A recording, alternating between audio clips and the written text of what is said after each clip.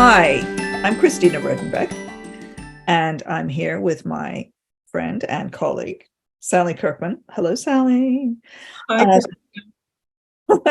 To talk about the astrology of the month ahead. That is the astrology from the solstice on 21st of June to 21st of July. My website is the Oxford Astrologer. Sally's website is sallykirkman.com. And we also just want to remind you that we have a new mini podcast that we're doing in between called Astrology Talk Investigates. Although we're not sure if it's Astrology Talk Investigates or Investigate. Anyway, is it a plural noun or a singular noun? But we've talked about Sherlock Holmes, we've talked about Glastonbury, and next month, obviously, we're talking about the French Revolution because the Bastille Day is coming up. And I think they're kind of good and interesting. What do you think, Sally? Yeah, I think they're great. There's the next few, we're just sort of really going in short and pithy. I think they're 15 minutes probably. So yeah, we hope you enjoy them, and do let us know what you'd like us to investigate. I mean, they're all based on the hook is a question. So let us know. Let us know what you think of them, and yeah, what you'd like us to investigate. Yeah, ask us anything. So we have normally with this podcast, we do retrodiction at this point. We look back at the previous month, and we're going to do that this month as well, because oh my God, especially just in the past few days, just before we started this record this podcast, we've had Boris Johnson resigns, the ex-prime minister here. We've had Donald Trump arraigned. We've had Berlusconi dead, and we've had Nicola Sturgeon arrested. She was the first minister of Scotland until quite recently. So we've had four of the really big political figures of the last 15 years going down, being indicted, going to the great big bunga party in the sky in the case of Berlusconi. And it is incredible astrology, isn't it? Or fairly, actually in a way straightforward astrology. What do you think, Sal? Yeah, Pluto moved back into Capricorn, the major big transit on June the 11th, and this all happened. Pluto's going to be back in Capricorn now until January. Then it moves into Aquarius again, and at the end of 2024, it will just tip into Capricorn. And it does feel like it's such interesting. It's kind of like a clear up, isn't it? Or eruption coming to light, endings. We've had Pluto in Capricorn really since 2008, and we're now at the end game of this. So what's going to be kind of cleared out? What's going to be from what's hidden? Pluto's always what's hidden, but he excavates, he digs deep, and what is being revealed. And incredible that these four, I think there was possibly more going on around the world, but it was just boom, boom, boom as soon as Pluto was back in Capricorn. So I think we have to address this, don't we? That was our thoughts, that we need to address this and look at why it's so important and how it relates to the charts personally as well. So I just put up Boris Johnson's chart. Boris Johnson, born on 19th of June, 1964 in New York, which a lot of people don't know that. Or rather, not a lot of people know that. I cannot do my Michael Caine impression, my famous Michael Caine impression, famously bad. Not a lot of people know that. Born in New York, and that gives him 11 Libra rising, of course, which coincides with the UK ascendant exactly, and his sun at 28 degrees of Gemini. In conjunction with Venus retrograde, not just in conjunction, cazimi, and I actually think that is one of the key notes of this chart, is that incredible that the Venus retrograde is right in the heart of his sun. Yeah. And he's basically, you look at that and it's not a direct, obvious, old-fashioned, I want to say, it's not one of not one of the big aspects. It's not a square, it's not an opposition, it's not a conjunction that's done this. It's an inconjunct or quincunx, which is that actually Pluto goes into quincunx aspect to that Sun Venus conjunction as soon as it goes back into Capricorn. And by the way, this is a great there's some always a little bit of discussion between Vedic Indian astrologers and Western astrologers about where the signs actually are. And this actually shows that it's very meaningful where the signs are, because Vedic astrology is 23 degrees different. But as soon as Pluto went back into Capricorn, it started making this aspect again to his Sun Venus. And it was curtains, really. Well, yeah, and he's got a lot going on in his chart that suggests it is the end. I mean, it's his Saturn return year, his second Saturn return. Saturn, one of the planet of endings. The inconjunct is a blind spot. So it's not the star sign opposite, it's to the left or right of that. It's a blind spot. It's sometimes the things you didn't see coming, actually. And his Sun Venus, Venus is his ruling planet, Libra ascendant. So, he's a charm merchant, Boris, isn't he? I mean, he really is. He's been able to use his kind of charm and his Gemini gift of the gab maybe to get where he wants to be. But yeah, Pluto is making this blind spot aspect going back into Capricorn. It will go back to 27 degrees Capricorn later this year. So if you've got planets sort of 27, 28, 29, you can kind of look what aspects going on. The other thing to say with Boris is that he has got his moon at 0 Scorpio. So Pluto is square that moon as well. So it's a real whammy of endings for Boris, as Pluto also wipes out. It closes the door. It closes the door. I mean, he may regenerate horribly like some, Hydra. And of course, because his moon is at 0 degrees of Scorpio, he's been getting the square from Pluto the whole time this spring, really. So he may have been really feeling this. And I think he's feeling, it wouldn't surprise me if he weren't feeling quite vengeful, which describes his behavior towards our current Prime Minister, Rishi Sunak, who he is trying to take down in a kind of he's not leaving with grace or nobility or honor. Oh, surprise, he's not leaving with honor. He's going kicking and screaming and trying to take as many people down with him as he can. And I think that does sometimes describe the sort of Scorpio tendencies, as I'm not going, I'm taking you with me. Well, it's vengeful, isn't it? Scorpio's vengeful. Yeah. The sting in the tail. I mean, all Scorpios, talking from personal experience, need to watch that side of their nature, because, you want to reach out and sting and be vengeful, basically. Simple as that. Take revenge.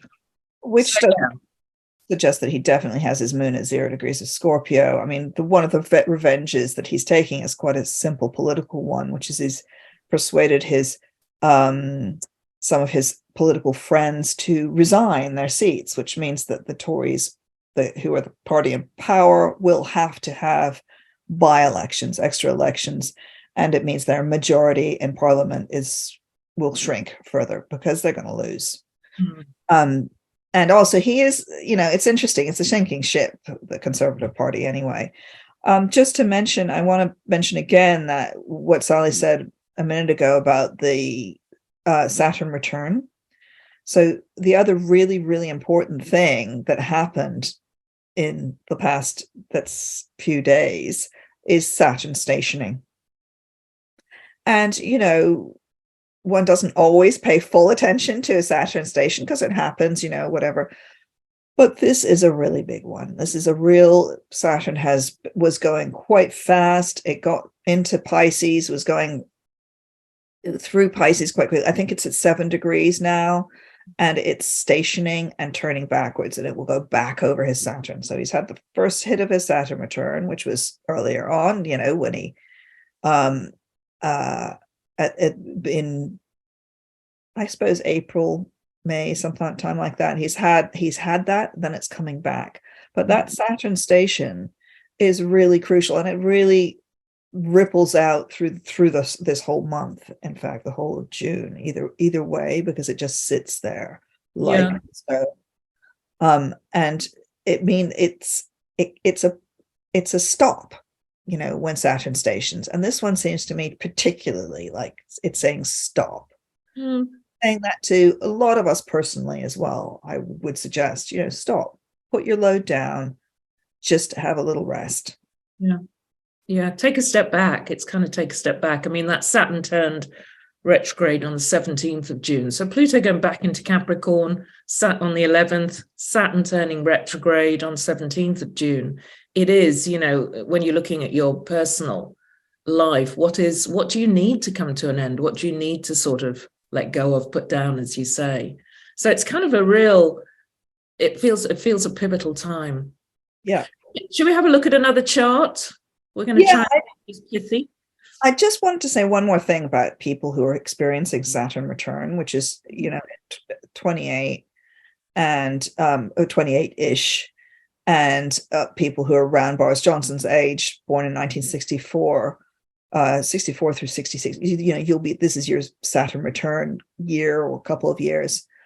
And it is a moment of maturing, of getting older in some way, or a period where you go through the gateway from one period of life to another. And he is going from his middle age to his elder age. I'm not saying you get elderly at 58, but you do go into the place of great, you should be going to the place of sort of greater mastery, of mentoring younger people, all of that. So he's going into that, and it's been interesting to see him physically age, even in the last few months, as his Saturn return was kicking in.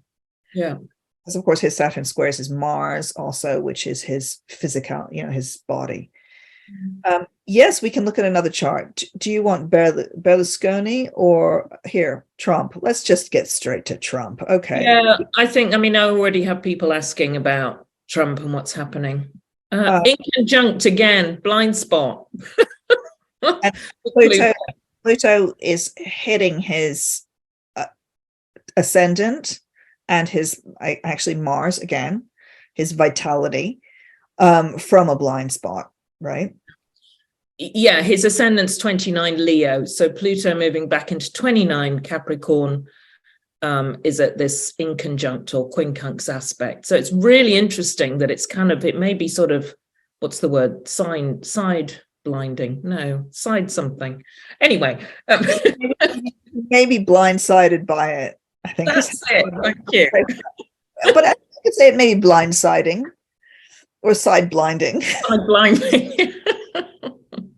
Anyway, whatever it is, good.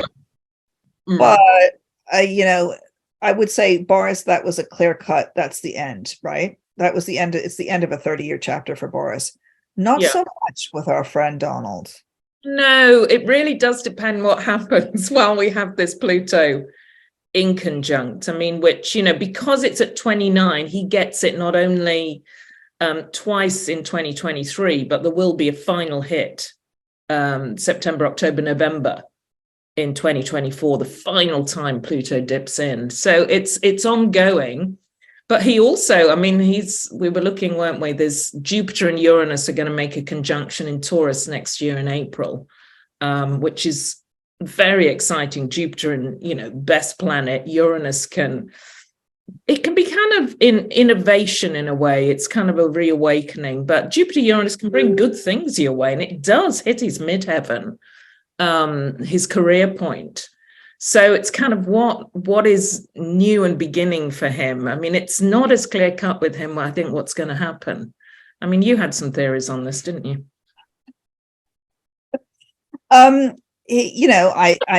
I think the main thing to say about Uranus is that it is unpredictable. Yeah. But I would say if I had a client with a Uranus Jupiter conjunction coming up to their midheaven, I would be very happy for them. Because this is a very lucky transit that brings in opportunities. However, and it brings, in his case, it brings, even greater fame. Is this possible? Even greater renown. But the fame, and this is the thing to understand with astrology, is the fame can go either way, right? You could be famous for being in the president who's in jail, or you can be famous for winning again. So it's greater renown, but we're not. What you can't predict exactly what the renown rests on with Jupiter. It's so if you want to be better known, Jupiter on your midheaven with Uranus is great, and it suggests that he's going to be all over the news in April 2024. All over the news. Why do I say that? I mean, because Uranus is also to do with broadcasting. Right, it's to do with those those connections between people. That is Uranian, right? So that's going to be huge. So there's going to be some kind of huge news about Donald Trump next year, and that's coming up. So he's been blindsided or side-blinded by this Pluto thing, but it ain't over for him. There could be more. And one of the things, the cards that he's played so well, or that has been played, however it's worked out, is this victim thing. It's like he's martyred. He's the big martyr in the whole, and isn't it awful that he's being, his followers really believe that he's, like Jesus, it seems. I mean, it's surprising, but there it is. He has, and for them, this Jupiter, which suggests that the Jupiter-Uranus thing it's not predictable, and we don't really know what that fame and renown is going to be. But the fact that it's ongoing with the Pluto in conjunct suggests more blindsiding, doesn't it? Yeah. And wouldn't it be weird for him to be in jail, but still like very much in the public eye? There's nothing more public than Jupiter on your MC. Right? There's no greater sort of fame moment than that. Yeah. And with the Uranus, it's like this unexpected weird thing. And that is why one of my thoughts with him is that we pay too much attention to Trump and not enough attention to the people who are coming behind him. So, Ron DeSantis is the one that really springs to mind for me, whose chart we don't have at the moment. But it'd be interesting in comparison to see what this transit has done for him. Is it clearing the way for Ron DeSantis? Yeah. No, what we're looking at is because it was these events that took place as soon as Pluto moved back into Capricorn, wasn't it? Are we going to look at one more chart here, just quickly? This is the one I wanted to move on to the month ahead, because, of course, the granddaddy of the people call it the Trump playbook. It's really the Berlusconi playbook, which is get strange money, I won't say dirty money. Oh, wait, did I just say dirty money? But get money somehow, do a lot of property development, make money out of that, become a media person, get a lot of control in the media, turn into kind of media clown, and then win elections. That's what Berlusconi did, but he did it, in the early, I think he was elected in the late 90s for the first time, and then he was elected a second time. P.S.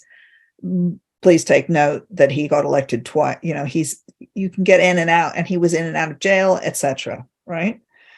So Berlusconi was the first person to do all that, and he died this week. And isn't that interesting that this person who paved the way or showed how it could be done? We haven't got Bolsonaro, actually, is another person we should look at, see what's happening to him at the moment. He's another one. But what do you think of this chart, Sally? I mean, the in conjunct again is coming to hit, it's happening again, and it's his midheaven is 27 degrees of Gemini, so he's got that. But he's also got this really special thing, which only happens to older people, which he's got the lifetime Pluto opposition to his Pluto. It's coming back in. Yeah, he was born in 1936, so he's already had Pluto opposite Pluto once, and it was the sort of return of Pluto into Capricorn. But just interesting, because interesting that it's this inconjunct, isn't it? That it does again show quite clearly. So I think when you're looking at your own chart, really notice the quincunx or inconjuncts as well with Pluto, not just the major transits of these, particularly these last degrees, 27, 28, 29. Yeah, and I would say actually in general, with Pluto in particular, but with these outer planets, because they move so slowly, you should pay attention to these so-called minor aspects. Yeah. And with Berlusconi also the inconjunct. I mean, astrologers argue about whether a planet can aspect the nodes, but I would definitely argue it can. And you can see that his that Pluto made it inconjunct to his south node, and his south node is on the midheaven. And by the way, folks, this is another kind of thing to keep in mind if you're really interested in astrology and you're looking at charts, that actually the south node on the midheaven, which may sound terrible, can lead to great fame and renown and success, because I think Berlusconi was a successful person by his own standards, or by certain standards. He's very successful, and he had a south node making conjunction exactly to his midheaven, which is, I think, an interesting aspect. And how did he make his money? His real fame was through that Gemini Sagittarius stuff of media. That was was actually just to think, oh, I'm going to own everything in Italy. I think he owned 90% of the television. Wow, that's a lot. Yeah, it's a monopoly. It's that is a total destroyer of democracy. He owned 90% of the TV. Well, there you go. That's that south node on the MC. So interesting, isn't it? I mean, kind of, we couldn't not talk about this because it seemed such big news out in the world and Nicola Sturgeon. I mean, we're not going to look at her chart now, but Sun Cancer, and we're moving into Cancer season. And Pluto was she's got a lot of tricky astrology going on. But it is about Pluto partly, but other planets involved for her. With her, I mean, I think it's worth mentioning that Nicola Sturgeon, first of all, I'm very sad about it because I think she's an incredible politician, and a great role model, feminist role model, actually. However, she does have kind of dodgy taste in men in some ways, and she's got Saturn in Taurus in her 7th house, which is currently experiencing a Uranus transit. To translate that into English, she's got Saturn in the 7th house. Her husband is actually quite a bit older than her, and has been her great support and rock through her life, helping her political career by just being very steady and very there. However, he is involved in this financial scandal. And also there was a huge conflict of interest, and he was running the Scottish Nationalist Party while she was the first minister. And that just seems to me odd. Anyway, Uranus is sitting on that Saturn, which has been her support, her steady rocket support through her whole life. Yeah. And we'll see what happens, because Jupiter's going to come to that point too. That Uranus conjunction that we were talking about earlier happens on Nicola Sturgeon's husband, so to speak. Yeah, I mean, Uranus transits in the 7th, a classic for either divorce or needing to sort of split away or distance yourself in some way. So, I mean, I imagine she's going through a real tough personal time at the moment with that. Yeah. But Jupiter coming in as well, there can be a reawakening with the Jupiter-Uranus conjunction. that's coming in next year. So we'll see. But also, you are a sun Cancer, or, you've got Cancer, to think you've got Pluto coming back into Capricorn, and it's often another person. It's kind of, it can be an ex, or it can be a boss or something. But, if you're a Cancer, who or what is coming back into your life? What needs to be sort of the door closed on as well? So just looking at it from the star sign perspective. Well, we're moving into Cancer season. Go on, you were going to say something else. I have one more thing to say about her, because she has the sun like 26 degrees of Cancer. So it's just slightly out of thing, but it's still. So if you have got stuff in late Cancer, even though it's not going to be hit again necessarily by Pluto, it's still going to feel that sting of Pluto. So basically she'll be getting the opposition. It's not the quincunx, it's the opposition straight at her sun. Yeah. And she literally was arrested, as soon as Pluto went back into Capricorn. She actually had to go to the police station and make a statement, didn't she? I mean, they unarrested her. But that's really a big deal. And the other thing that's been happening, is that Pluto has been opposite her Mars at 0 degrees of Leo.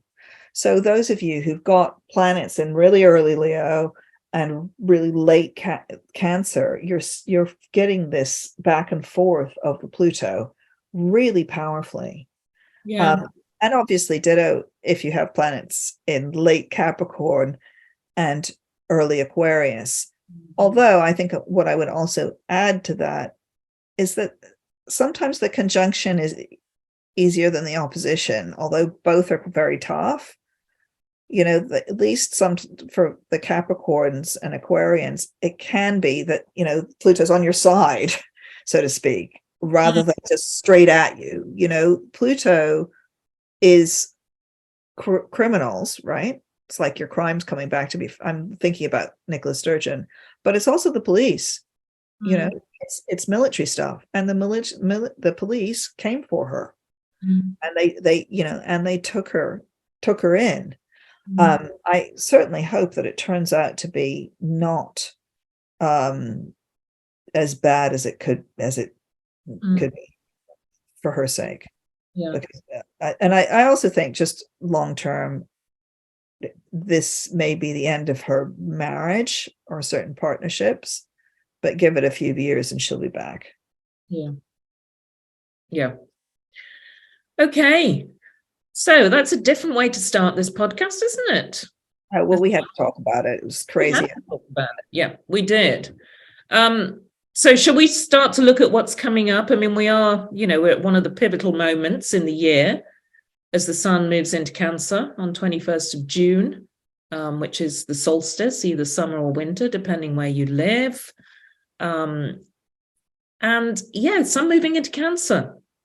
Actually, I was going to say, what's interesting for me is during Gemini season, I've had a host of people visiting, kind of a lot of people visiting, very social Gemini season. There's part of me now, as the sun's getting ready to move into Cancer, it's like, okay, I might be on my own in the house for a bit. That might be nice.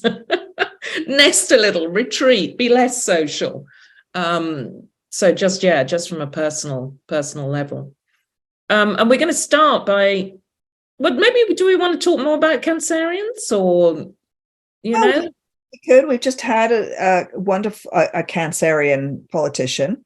Yeah, we have. Nicola Sturgeon. Of course, that makes me also think of Angela Merkel, another Cancerian politician. And of course, these people, one of the traits of Cancer is patriotism. Yes. And I think that, both Merkel and Sturgeon are particularly patriotic style politicians.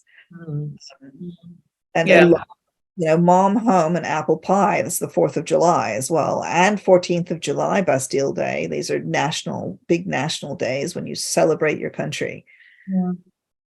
Yeah. And Nelson Mandela is the other classic one.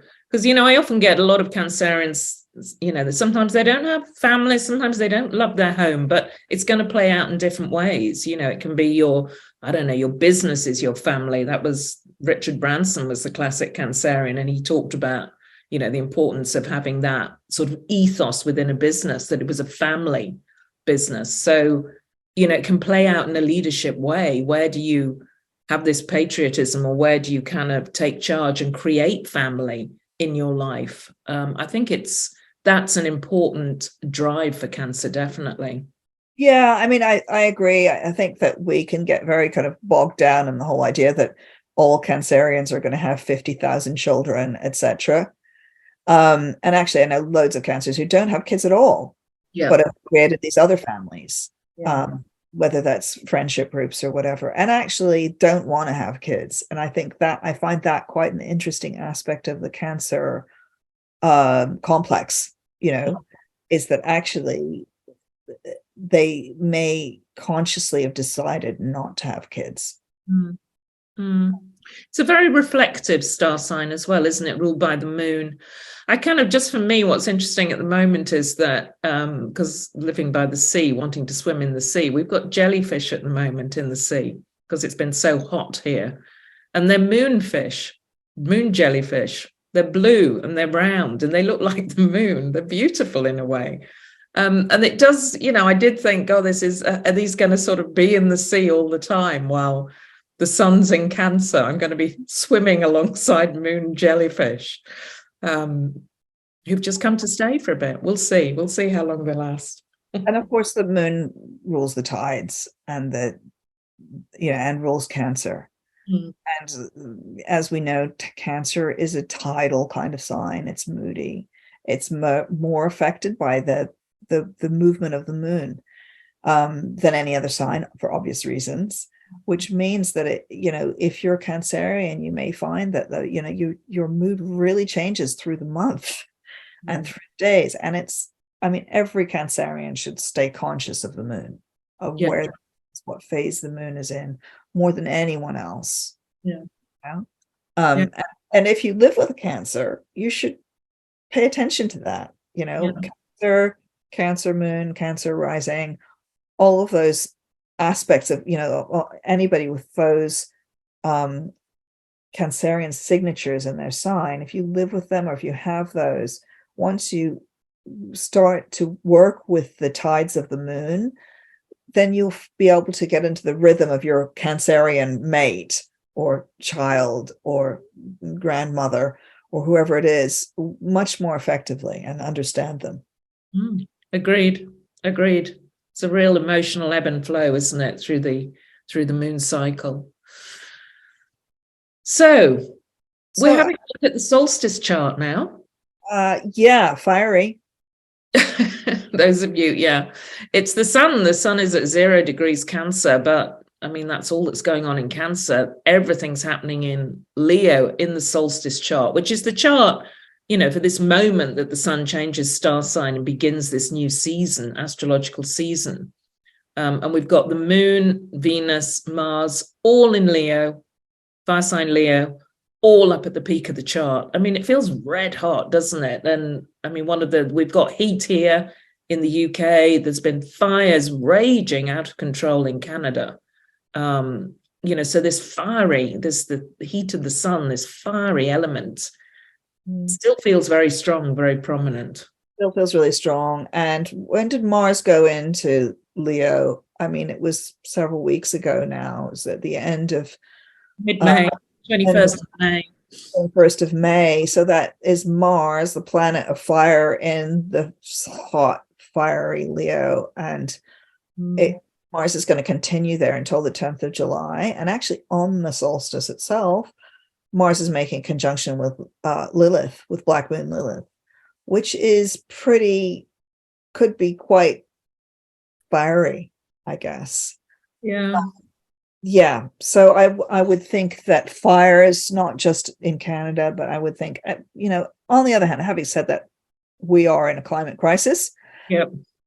We're going to be having that. That is you don't need to be an astrologer to say that. Yeah. But maybe this means that people will actually be paying more attention to it, because Leo is also the sign of drama.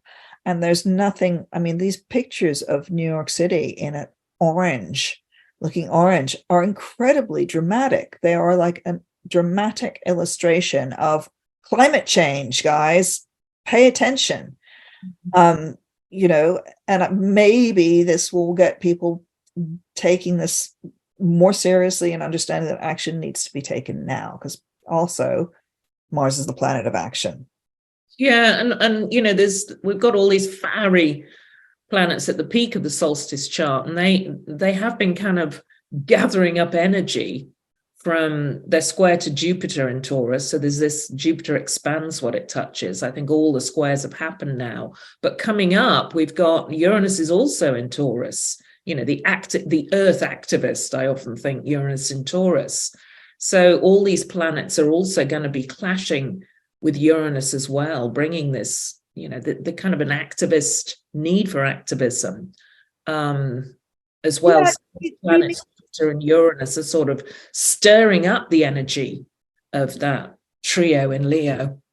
Yeah. And also, I would say there's not more activism that's required. It's actual action. Government to do something, I think that everybody is fully aware. It's like, who needs their consciousness raised any further about the climate crisis, right? We all know that it's happening. We're feeling it. We're seeing it. We're having these pictures. It's what action needs to be taken immediately. And I think you're right about what's interesting about the planets in Leo is that they're sort of translating from Jupiter to Uranus. So they're carrying that energy from Jupiter to Uranus. Mm-hmm. So we get these big, big fires. And what's going to happen when actually in a few days' time? So this is the end of that last week of June, right? From the solstice onwards. When Mars makes the square to Uranus, it's like another spark, isn't it? It is. Yeah, that happens on the 26th of June. So very rebellious. It's the rebel, the radical, isn't it? Mars square Uranus. So, if you're Leo or Taurus, how's this playing out for you? For Leo, I think it's very much for Leo. It's about what's going on in your career or, your future path. What are you needing to rebel against or break free from, I would suggest, with that. And Taurus maybe in similar themes in a way. I mean, Taurus, for Taurus, it's been such a fascinating time with having Uranus there, the planet of change in the star sign that doesn't really like change. I mean, Taurians are probably quite used to it now, but still there's this theme of what are you needing to break away from or break free from?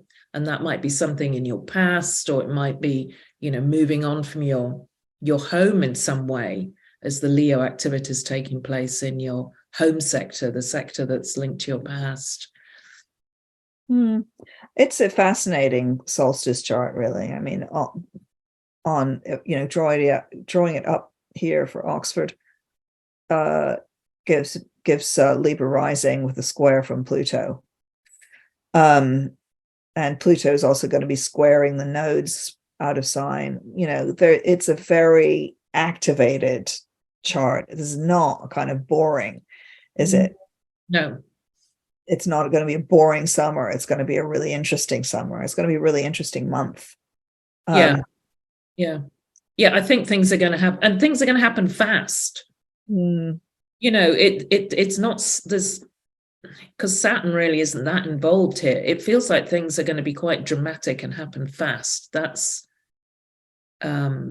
which we already saw. Pluto moved into Capricorn. Bang, bang, bang, bang. Suddenly these big events opening up. So it feels kind of dramatic and full on and needing to, engage actively with life, make snap decisions perhaps, and be quite dramatic in your decisions. And this really, when you're looking at solstice chart, this is the chart for the next 3 months until the equinox, which comes in late September. Yeah, and the other important aspect in this chart is the very nice sextile between Mercury and Mars, which again is very fast and very active. Mercury is in its own sign. It's looking really, and it's finally struggled out of that retrograde in the shadow and everything, which was really, its time in Taurus was really arduous for a lot of people. But now, and this is also good for Geminis, although you're no longer in your birthday season after the 21st of June, you still got Mercury in your sign. So you're still enlivened, and feeling very kind of fully Gemini, and that's helpful for other people too. I mean, so for example, like Virgos, for instance, having Gemini is dancing across your midheaven, and fairly pleasantly it makes a good aspects to Mars, but it's pleasantly kind of unencumbered. It's not making horrible aspects to anything. Yeah. And I think act fast with that. I mean, Mercury is whizzing through Gemini. It's back up to full speed. So, it moves into Cancer on June 27th. So for Gemini and Virgo, it's kind of, act fast. Yeah.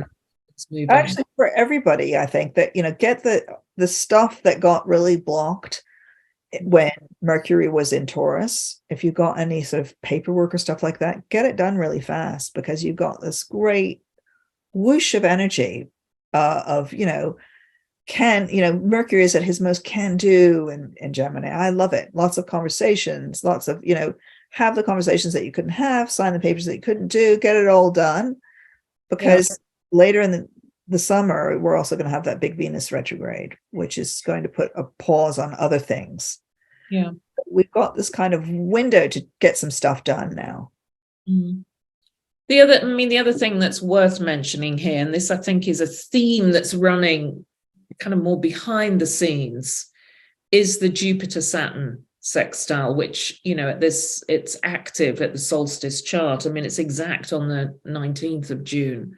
So moving into Cancer season, Jupiter in Earth sign Taurus, Saturn in Pisces, which I suppose rules the seas. I mean, it's kind of, the slower moving star signs in a way.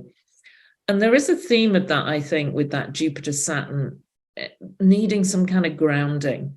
I've been talking a lot about with people recently about where do you need to slow down to speed up, actually. It's kind of where do you need to slow down so you can get in touch with, your vision or your purpose. It's like what's running beneath in a way, what's grounding you, what's fueling you, what's helping you see your way forward. And sometimes you can only do that by really slowing down, being in nature, maybe. I mean, I find nature so incredible.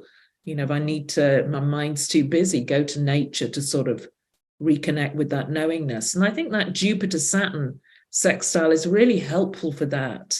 And that's going to be active actually for all this next month. It will be active. It's really active as Saturn stations there.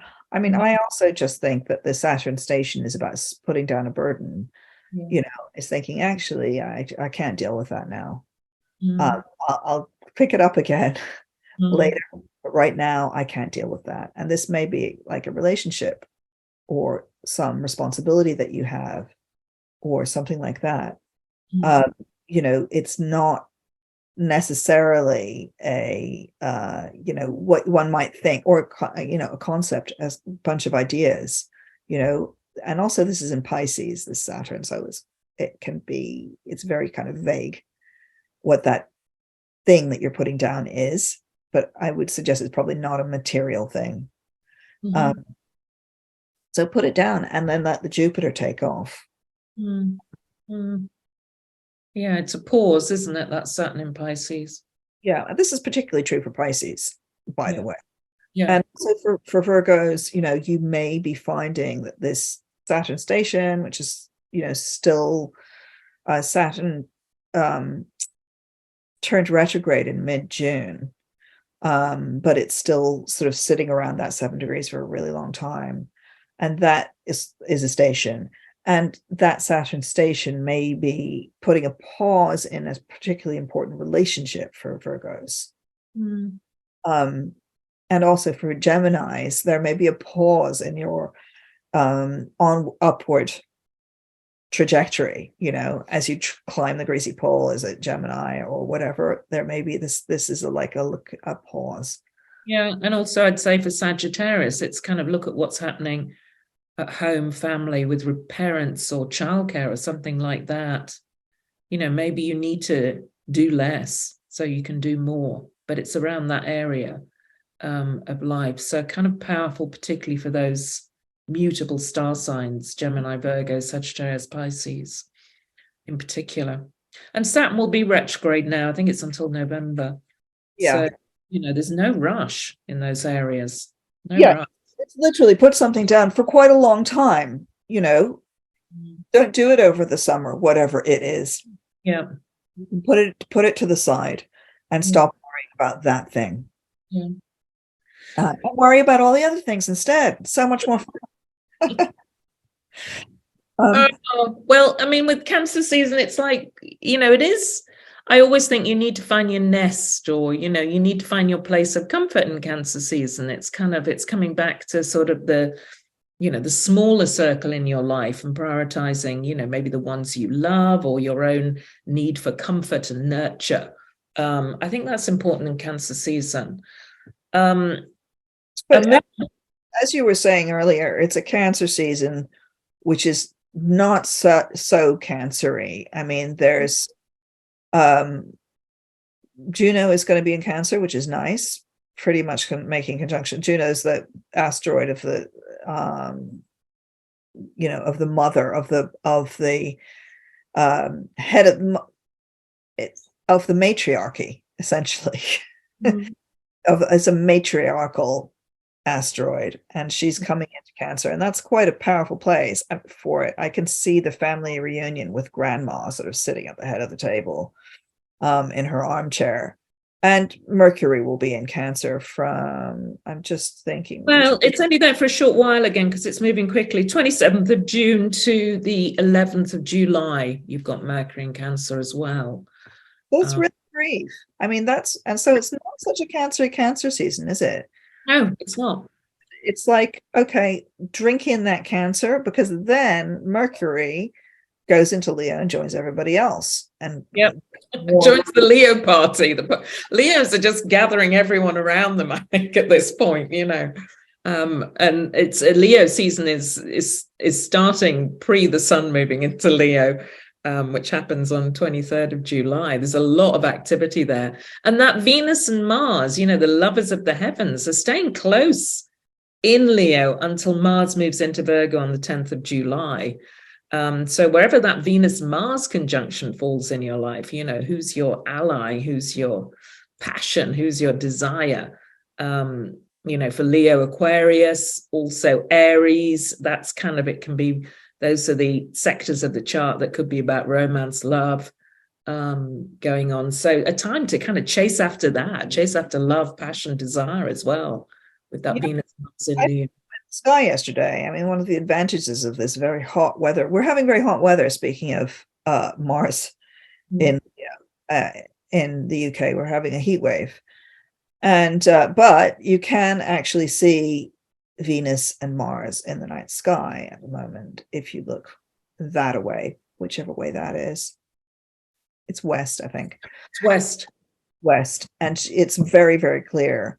I think it'll be clear probably for most of this coming month, actually, because she's very, very bright before she goes retrograde.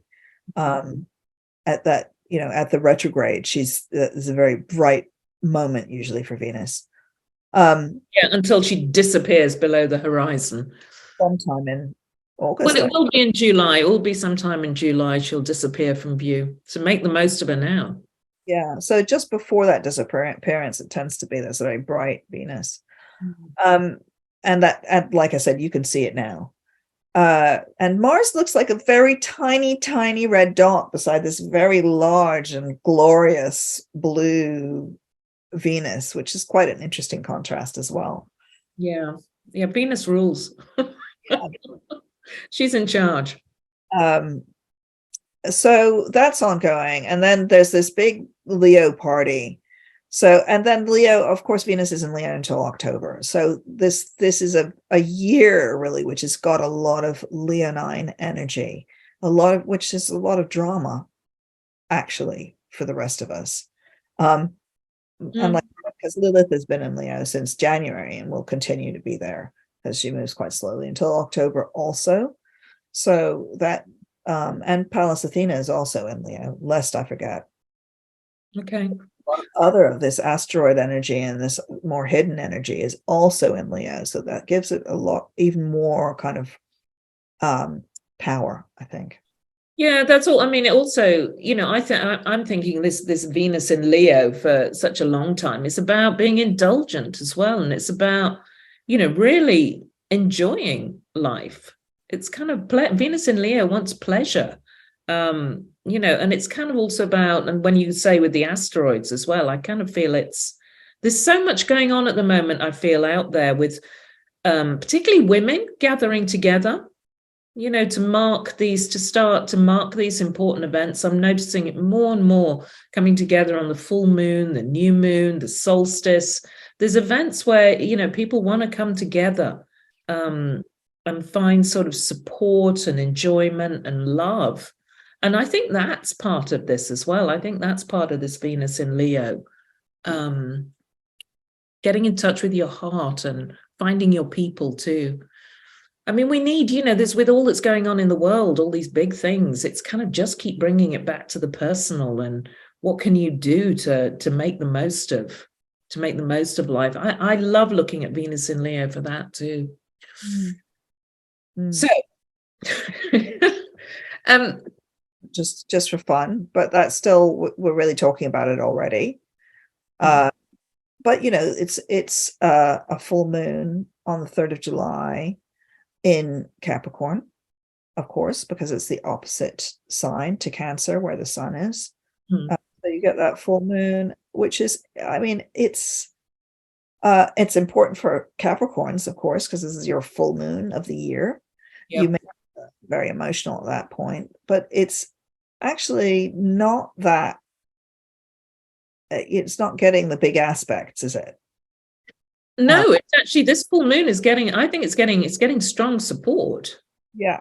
There's the sextile or trine, depending whether you're looking from the sun or moon, to Jupiter, and the same sextile or trine to Saturn in Pisces.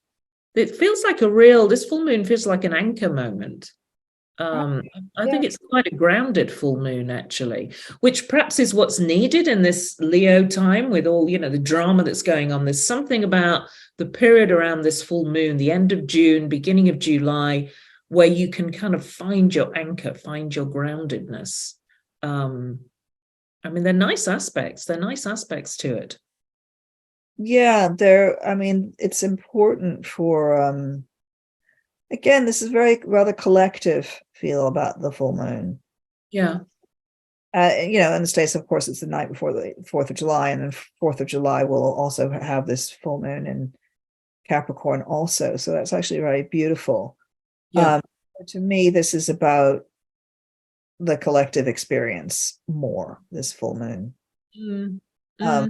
Being at a gathering or something like that. And this, I mean, obviously it's personal with Capricorns and Cancer, Cancerians is about your big relationships in life. Actually, you may find that you're able to make some kind of positive commitment, in fact, or some kind of change. Although interestingly enough, it's not an applying aspect to Saturn and Jupiter. It's a separating aspect at the full moon.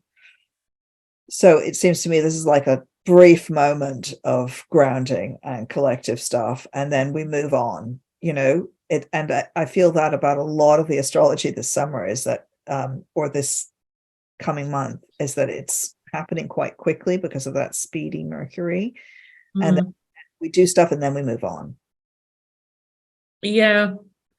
I mean, when this astrology kind of peaks for me is that, well, I think it's the last couple of days of June, 29th, 30th of June, the Sun and Mercury are trying that Saturn.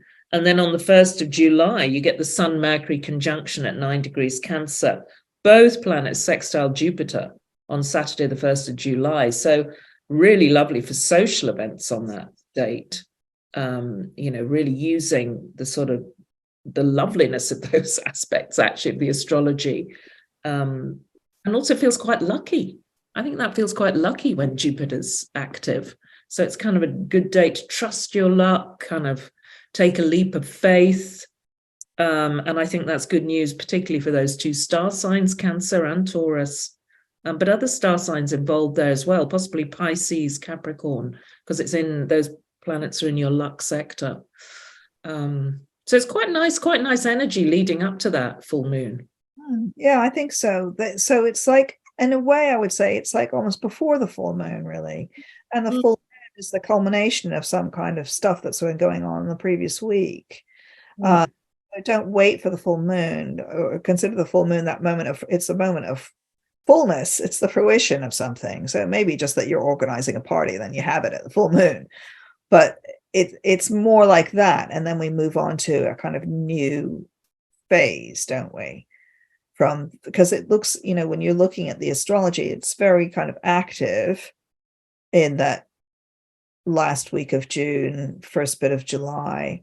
And then things do Mercury doesn't slow down, but then it's sort of less busy and one's more able to, except of course there's the big deal is that Mars moving into Virgo, which is, Mars's move from one sign to another is always a big deal because Mars activates stuff. Yeah. So Mars activates Virgo from the 10th of July, which means that it activates all of those other mutable signs as well. It does, but even you could say that Mars in Leo is kind of speedy and fast in a fire sign, but then moving into an earth sign, it's more discerning maybe, or there is something a bit slower about Mars moving into an earth sign. And that's the waning phase of the moon, isn't it? From 3rd of July to 17th of July. I do think it's this month, it is kind of step by step. It's step by step, really sort of, I don't even know how to put it into words. I've lost my words. Maybe just sort of come back to self, come back to your heart and trust your way forward. It's slowing things down. And then we get the new moon, don't we, on the 17th of July in Cancer. Yeah. So is it a time of new beginnings or not? Well, just one point to make about the slowing things down. I'm not entirely convinced, because actually I think they're slowing down in some bits and speeding up in others. Okay. It's not as simple as that, is it? It's actually a very complex picture. But the other thing that's slowing down is Venus, because she's about to go retrograde. Yeah, she is. Going really slowly in Leo. Yeah, and she does have to say goodbye to Mars, doesn't she? She's kind of chased after her. I mean, it's right. She turns retrograde at 28 Leo, which we'll be talking about next month. But it's kind of, and Mars just sort of moves out of Leo and changes star sign, and she waves goodbye. But even by the new moon on the 17th of July, she's already stationing, really. She's at 28 degrees. Yeah, she is. Slowed down. And if you have anything at 28 degrees of Leo or Aquarius or Taurus or Scorpio, that's really interesting, having that station start to happen of Venus at that point. And it's really powerful, around that new moon. The new moon is on a semi-sextile to it, so it's not a regular thing. But Pluto is making an inconjunct to Venus when she's there, and we've just spent the whole first part of this podcast discussing the importance of the inconjunct. Yeah. What does that mean? I mean, I do think that's being blindsided or having surprises. Being blindsided, especially, I would think, for Venus ruled signs, Libra and Libra and Taurus. Yeah, I mean, it's kind of, this, I find this is not, it doesn't feel like a new moon of beginnings, really, because Pluto is opposite the sun and moon. I mean, it will oppose Mercury on the 10th of July. It opposes the sun on 22nd of July. So there's that theme of endings. And right at this new moon, there's that Venus-Pluto blind spot. And Venus is about to turn away. This is really interesting. She will continue to be in that spot. It's not just at the new moon, is it? It's for that week and then the following week. And you know what? Thinking about this, I wonder about the economy again. Okay. Something happening. I mean, one of the things I noticed about these Canadian wildfires is that it's destroyed the wheat crop, Yeah. which is huge in Canada. And if Canada doesn't have wheat and Ukraine doesn't have wheat, that's very serious. Mm. So just thinking ahead about what's happening with that. And the reason I say it's something about the economy is that Pluto and Venus are the two money planets, really. Yeah. And I wonder also about something really weird, like the price of gold not going up or going down or something like that, just at this point, because Venus in Leo, or Leo is the sign that this is the sign of gold. Yeah. Yeah, it's really interesting astrology, actually, isn't it? And I think on a personal level, I think maybe at this new moon, it might be a time to consider who you let go or move away from, because Mars has moved away from Venus. And Venus doesn't quite make the quincunx or inconjunct aspect of Pluto, because Pluto's at 29 and Venus turns retrograde at 28. So it's like she's going to slide back into something that may not be good for her, that could be, Pluto can be your obsession. It can be sort of your bad habits. And then she decides to change her mind and she steps back. So on a personal level, this new moon could be a time to let go of something or someone toxic in your life, someone not good for you. You're not going to slip back into a situation that doesn't suit you. Particularly I would think for Leo, look at that.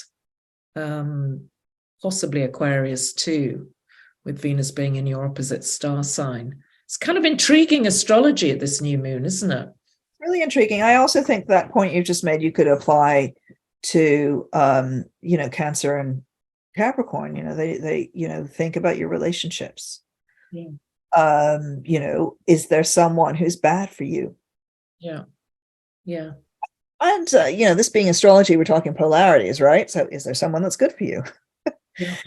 Is there someone who's, helping you? Don't let them get away. This is it's a real, the one that got away astrology, isn't it? Mm-hmm. It's like Mars is just getting away, and she's having to, and maybe, if we were like turning this into a little mini play, a mini saga, I think we should. it's like she was, following Mars, she and Mars were together, and then Pluto intervenes, and it's some inconjunct thing, and then Mars gets away, and she has to go back and has other stuff to deal with. That other stuff to deal with is loving herself, obviously. Mm-hmm. Herself, because that is Leo thing, is I am I, right? So Leo is it's a sign that teaches us that it's okay to love yourself. Yeah. It's okay because that makes you more generous. And where does generosity come from? It's the most generous sign, Leo, when it's behaving well. Mm-hmm. Mm-hmm. And the point is to be generous with you in the coming months. To be generous with yourself. Yeah. And the new moon in Cancer is pretty much opposite to that Pluto, and it's applying. So the moon is taking the light from the sun, and then it's reflecting it back onto Pluto in 2 hours time, right? So it's an applying thing. Yeah, I think for me, it's a real theme of self-care around this new moon. Do what's good for you, do what nurtures you, do what comforts you. It's if you're thinking, where to set intentions or what the new beginning might be around. It's putting self first and watching out for these other people in your life a little bit. Because and this may apply to all those people who, there's certain star signs that do this more than others. And I would say Cancer, Libra, that people pleasing, Virgo also, trying to put other people first. Maybe it's a time to, okay, this is my time. This is, how can I nurture and love myself? And a few days later, we're going to get the Mars opposite to the Saturn as well. Yes, we are. Kind of opposition being set up there. Yeah, so 20th of July that happens. Yeah. Which can also be a clash of with authority, essentially. So it looks like, I mean, to wrap up, it looks like a fiery season ahead, doesn't it? There's no this fiery season ahead as this Mars, Venus, etc. continues in Leo, and even when Mars leaves, Mercury comes in.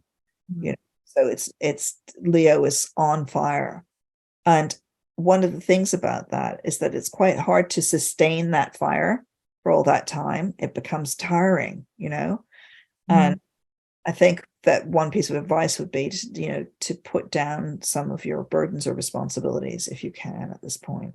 I agree. And find your, maybe this is the theme of Cancer season. Find your nest, find your retreat as well. Take care of self. It's an interesting month coming up. I like it. I think it's, quite exciting on the whole. And some interesting stuff going on. So yeah, and then we'll move into Leo season with Venus retrograde, which we'll be talking about next month. Yeah, I think it is exciting. And I think it is actually lucky for certain signs because of the Venus, Jupiter in the fixed signs. That the fixed signs, there can be some really lucky stuff with this, with the two planets of luck on important angles. Yeah, and so the fixed signs, Taurus, Leo, Scorpio, Aquarius. There's opportunities for you. And obviously with Aquarius, it's to do with, with your relationships, right? Or it's to do with your home life with Aquarius. Is one of those two things are working really well together. Yeah, and for Scorpio, it's about your connections, your alliances, the people who can help you. Yeah. And career, Yeah. It's a career thing. This whole Venus up there, all that fire for Scorpio is in your career sector, being seen, being noticed. Not Scorpio's necessarily favorite thing, but being noticed in a nice way. And for Leos, this is about me. It's personal, right? It's about yourself, but it's also about career for Leo. Getting your stuff out there, being seen, going for the prize, talking to the man, so I think there's a lot of luck with these fixed things. Yeah, and Taurus, you've got Jupiter in your star sign for a whole year. Come on, make the most of it. You've got Jupiter in your sun sign, and you've got Venus in Leo, which, although people would say, oh, it's a square aspect, but they're still pinging each other, and it's still on these critical angles. So for Taurus, it's your home life. Maybe your family is really great at the moment, or you're really enjoying them, or you're. I'm saying that because my daughter is a Taurus. Okay. Well, I was going to say maybe you're breaking free of them at last. For some Taurians, who knows? But not for you, obviously. You're breaking free and you're enjoying them because Venus in life if you're a Taurus. Oh, and Taurus, obviously, this is the summer to decorate your home. Okay. I think we should wrap it up there because we've had a lot going on in this one. We really did. Sally, it's been a pleasure.